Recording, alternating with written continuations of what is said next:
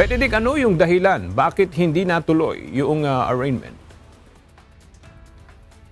Ayon kay Attorney Council ng broadcaster si Jay Sonsa, hindi nga ito natuloy dahil sa walang jurisdiction ang Pasay Regional Trial Court sa kaso laban sa mamamahayag.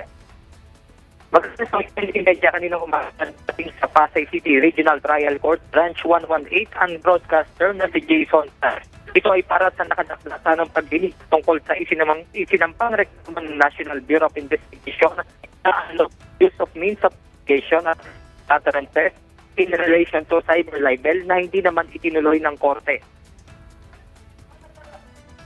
Sabi ko kanina, hindi talaga matuloy ang arraignment kasi we question the jurisdiction of this court.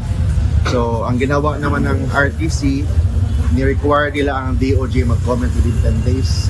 Kung walang comment yun, submitted for resolution na yan.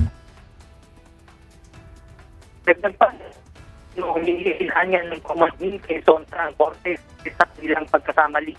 Patay sa argumento nila Sonsa, dapat ay bailable ang mga naturang reklamo na isinampalaban sa kanya taliwas sa nakalagay sa warrant of arrest na non-bailable.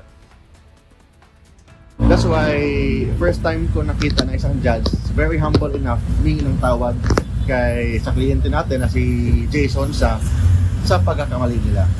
Ang reason naman ni judge, mayroon daw silang form, yung black form na pag ilagay mo doon bail required, bail zero ilagay sa form daw ang ma-print daw non-bailable. Or kahit na hindi yata na nabasa, pinipirmahan pa rin niya. So dun ang pagkakamali. Dagdag pa ng abogado, nararapat na si Pangulong Ferdinand Marcos Jr. ang nagsampa ng kaso imbes na ang NBI. Ang NBI walang personal knowledge kung nasaktan ating presidente o hindi. At least man lang may affidavit ng ating presidente na isubmit sa DOJ. Walang ganun. So, the NBI is not the proper party to file the case. The NBI has no personal knowledge sa mga allegation na ginagawa nila. Ibig sabihin, hearsay lahat na pinagsasabi ng NBI. Pag hearsay kasi, parang in layman's term, chismis or marites. Yun ang nangyayari talaga. Aga sa ngayon ay inaayos na ng legal counsel ang mga proseso sa paghahain ng 10,000 pesos na piyansa at maaari rin na ngayong araw ay makalaya na si Jay Sonsa. Yan muna ang update mula rito sa Pasay City. Balik sa inyo dyan, Aga. Maraming salamat, Benedict Samson.